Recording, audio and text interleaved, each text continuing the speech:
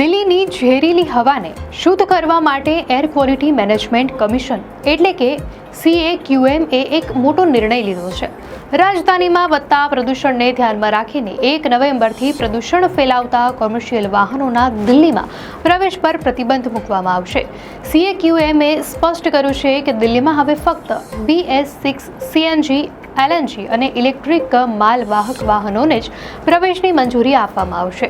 જોકે ટ્રાન્સપોર્ટરોની માંગને ધ્યાનમાં રાખીને એક સંક્રમણકાલીન રાહત અપાઈ છે. ભારત સ્ટેજ 4 એન્જિન ધરાવતા કોમર્શિયલ વાહનોને 31 ઓક્ટોબર 2024 સુધી દિલ્હીમાં પ્રવેશવાની છૂટ આપવામાં આવી છે. આ છૂટ માત્ર કોમર્શિયલ વાહનો માટે છે, ખાનગી વાહનો માટે નહીં. આ નિર્ણય દિલ્હીમાં હવાના ગુણવત્તા સૂચકાંક જોખમી સ્તરે પહોંચ્યા બાદ લેવાયો છે. તાજેતરમાં 20-21 ઓક્ટોબરની રાત્રે પ્રદૂષણનું ભયંકર ચિત્ર જોવા મળ્યું હતું. સૌથી ગંભીર વાત એ છે કે મહત્તમ પ્રદૂષણના કલાકો દરમિયાન અનેક મોનિટરિંગ સ્ટેશનોએ ડેટા રેકોર્ડ કરવાનું પણ બંધ કરી દીધું હતું. આ નવા નિયંત્રણો લાગુ થવાથી ટ્રાન્સપોર્ટ ઉદ્યોગ પર તેની અસર થશે.